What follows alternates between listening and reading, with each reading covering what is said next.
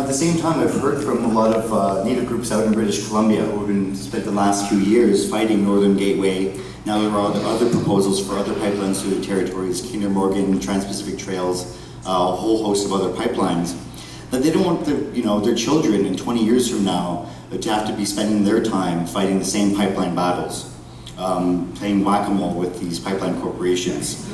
I think that what we're starting to see is that we need to have a more concerted strategy to react not just to these pipelines, but to, I think what our brother Paul Moise brought up is an entire incursion against democracy, freedom, and justice in this country.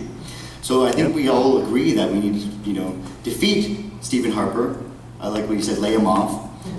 We can agree on that, but I think it's what comes after that in many ways more important.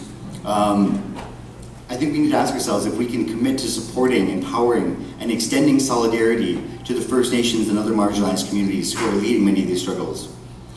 Can we learn to listen and follow those communities who are already demonstrating leadership?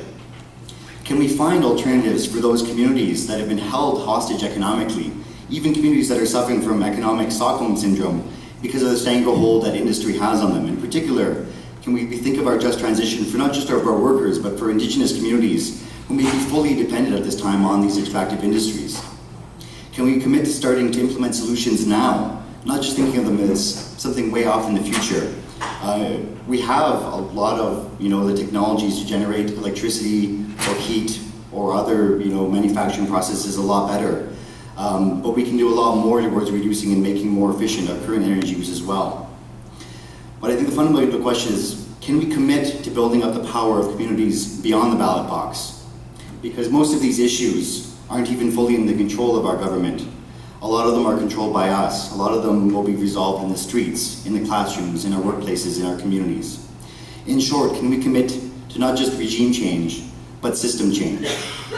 I think a great deal hinges on how we answer these questions, and I hope we're ready to not unequivocally say yes.